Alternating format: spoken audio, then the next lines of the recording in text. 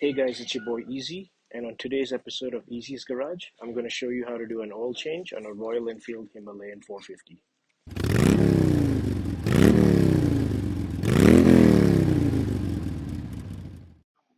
Okay, before we get started, I just want to show you what we're going to need.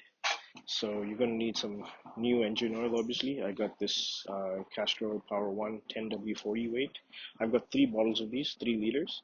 The manual says you'll need 2.1 liters. So any leftover I'll just use from the 3rd bottle, I'll just use for my next oil change. You're going to need an oil filter and some O-rings. I recommend just buying this kit from Royal Enfield. I'll put the part number in the description. It basically has everything that you'll need. It has the oil filter and it has all the O-rings that you'll need to replace when doing an oil change. You're going to need a drain pan, obviously, to collect the old oil, some rags because it'll get messy. I like to wear gloves when I'm doing an oil change to keep my hands clean. As far as the tools you'll need, um, you're gonna need a 14 mm hex bit or a 14 mm Allen key to open up the oil filter cover. You're gonna need a 17 mm socket along with a nice long extension with a socket wrench to open the drain plugs. And depending on you're going to have to remove your sump guard, your skid plate as well. So depending on what you have, I have the Rally Protection Kit from Royal Enfield, which has the low crash guards and the sump guard built in. For that, you're going to need a 10 mm socket to undo or remove the sump guard. And finally, you don't need it, but I highly recommend using a torque wrench, especially if you are just getting started in your motorcycle maintenance journey. To start the oil change procedure, get your engine running for a good 2 to 3 minutes, let the bike warm up, and then turn the engine off, and then we can get started. Okay, so the engine's been running for about 3 minutes. The bike's warm now. I've switched off the engine. Now we're ready to start draining oil. So on the left side of the bike where I am, underneath your gear shifter is where the drain plugs are located. There are 2 of them, one here, one here. The 17 millimeter nuts.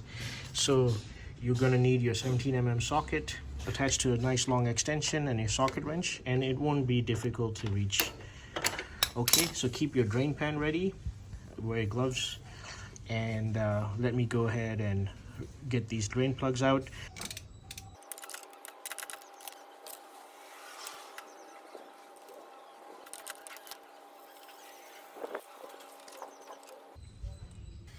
Okay, so I made a little mess. I'll go ahead and clean this up. With the drain plugs out, both the drain plugs out, there will be 2 oil strainers inside the holes. So you might need a needle nose plier to pull them out.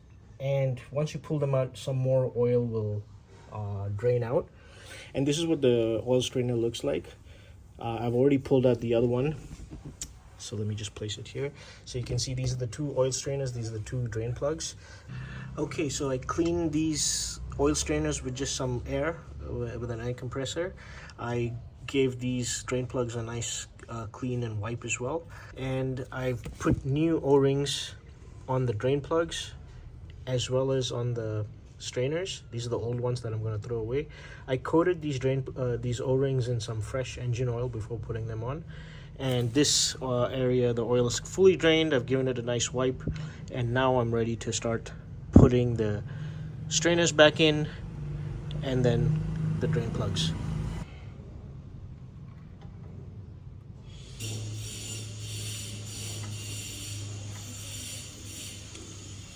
And make sure you push the strainers in completely.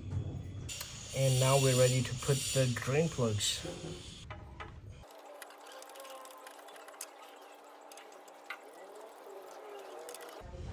Get your torque wrench, set it to 10 foot-pounds or 13 Newton meters, and let's torque these up.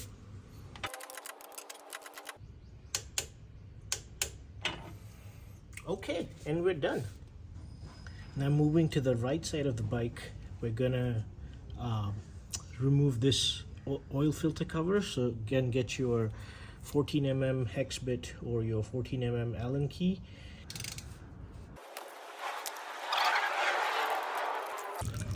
Again, keep your drain pan ready because more oil will spill out.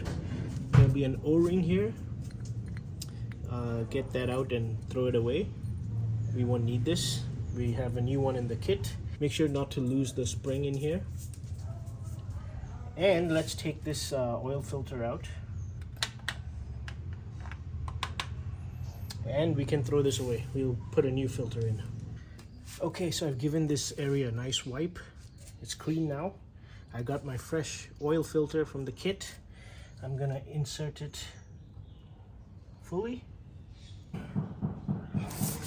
Then I'm gonna take my oil filter cover, which I've cleaned as well, and I've put a new O-ring on. Again, I coated the O-ring with some fresh engine oil, and now I'm gonna screw this in. Okay, now get your torque wrench, set it to 16.5 foot-pounds or 22 Newton meters, and let's torque this up.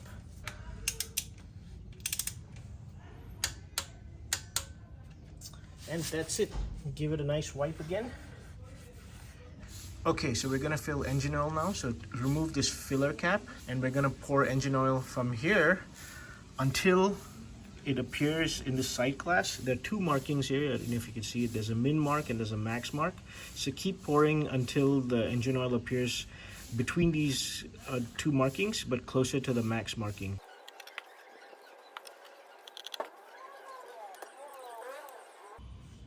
Okay, so you can see in the sight glass engine oil, and it's pretty close to the max mark.